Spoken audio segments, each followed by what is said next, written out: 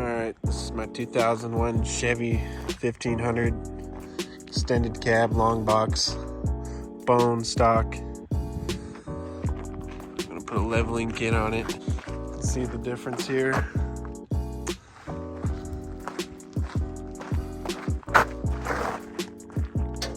So I just got this kit, the 9906 torsion bar adjusters, just different keys.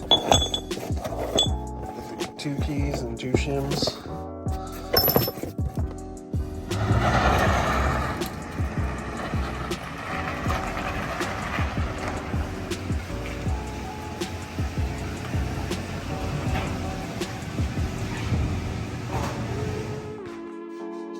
Alright, so we got this fine piece of GM equipment lifted. Got 2 jack stands on the frame rail, and we're just using the jack as support. It's just barely tall enough to get all the load off the front suspension. So now we're going to go underneath. So you're going to need a ball joint press, something like this. It doesn't have to be a fancy one. And an attachment small like this. Just slide into there. This attachment isn't perfect for these keys, but it should work. That's what I got. So, all right, so you're gonna want to get your ball joint press set up something like this, and then you're gonna want to take note of where your bolt is at, your adjuster bolt, and this is at about 15/16.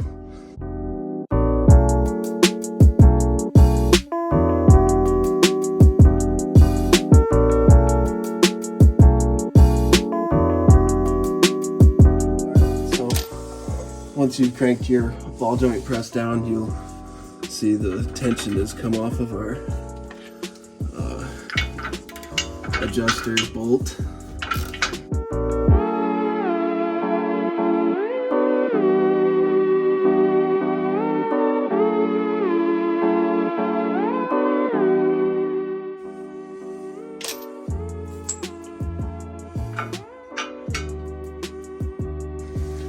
Alright, so now you're going to take the tension off your press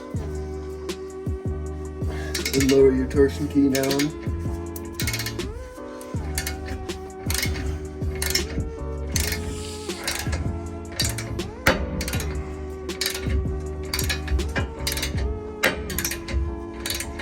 There's a lot of tension in this, so you're going to want to be careful. Should say do it slowly. Do it slowly. Yeah, what he said, do it slowly. So put it off here.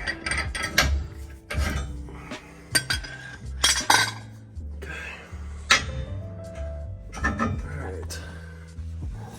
So now we gotta get this key off the end of the bar. Alright, we've got it just about to come out here. It's taking a lot of beating.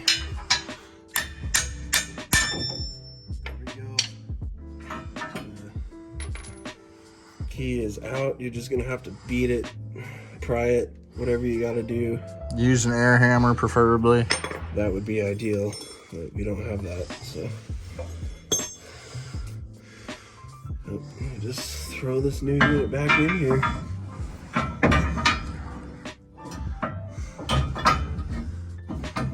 Here, let me make sure that's lined up. Yeah, that's good.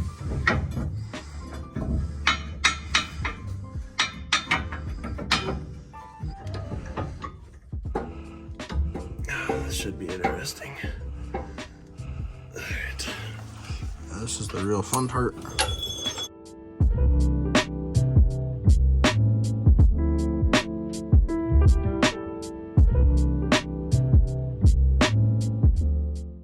Alright, so we've got this crank down. And just slide our locking nut thing back in there. And then start threading it to where it needs to go.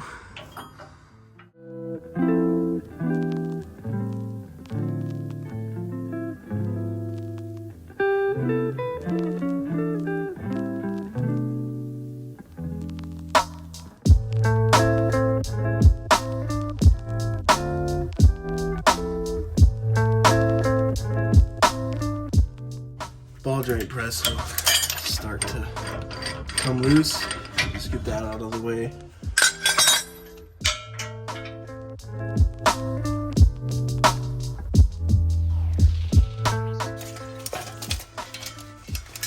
So we're at 15/16.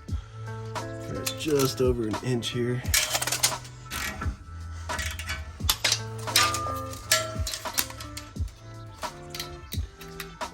Alright, and there's 15/16. Yep, same procedure for the other side. We'll get that done and get the truck on the ground and see how it looks.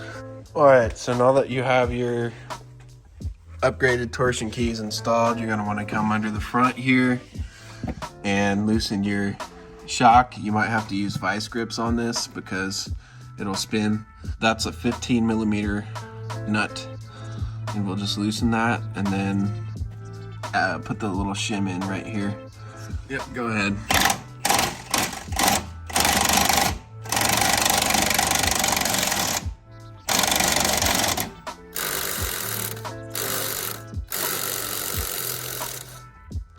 I'm sure this is obvious, but you're going to want to take your cap, your lug nut cap off by hand if you still have stock wheels. Alright, so now that you've got that done, you're going to want to take your wheel off. Take your little rubber bushing off here. Take your vice grip off of there if you had to use that.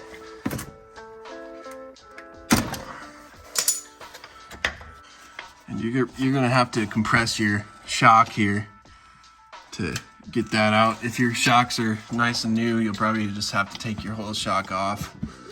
But I'm gonna take your little rubber bushing out of there. All right, and you're gonna take your little shim that comes in the Rough Country kit, slide it over your shock here. You're gonna wanna put your lower rubber bushing in, compress the shock, shove it back up through there. All right, so that's good to go. Be careful not to smash it. And you'll shove your upper bushing in, get that all compressed, and then you're gonna notice you're not gonna have any threads on the top of your shock, so you're gonna wanna compress the whole assembly, the front knuckle assembly, so you can get more threads on here and get your nut started. And by the time you start lifting the pickup, you'll have some threads in here. Got just a couple of threads started, so now we can just take the impact to it with your vice grips back on here if your shock wants to spin on you, and go ahead and crank that sucker down. All right, so we got the vice grip back on there, shim's in there, nuts ready to go. Go ahead and crank it. All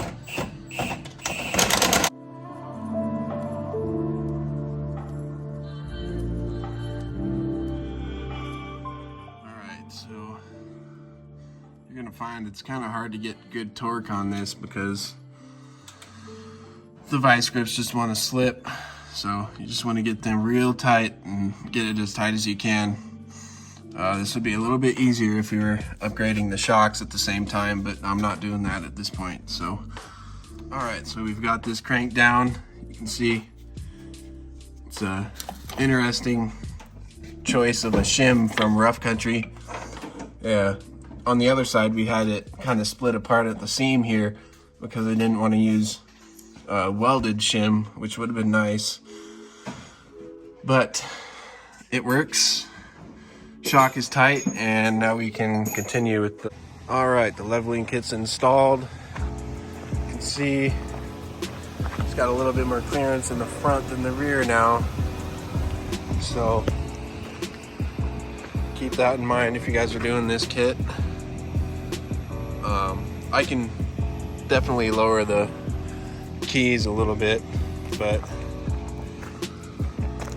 I've got some wheels and tires on the way for this, so we'll see how it works with this setup. Not a huge fan of the squatted look it's got right now, so we'll see what I end up doing with the rear in the future, but looks pretty good. Front's nice and lifted now, so. All right, folks, well, there you go. There's how to install the rough country leveling kit with the torsion keys. You're gonna wanna make sure you get an alignment as soon as possible, as per the rough country instructions, because there's a little bit of positive camber here, as you can possibly see. So you're gonna wanna get that taken care of.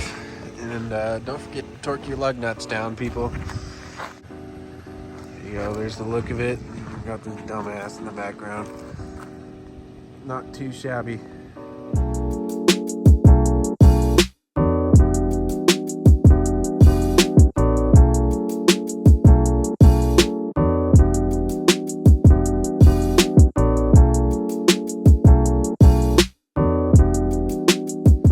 Alright folks, here's how it looks on the new wheels and tires. Still slightly squatted. I plan on doing a 1-inch block in the rear now. 33 by 12.5 wide Venom Power Terra Hunter.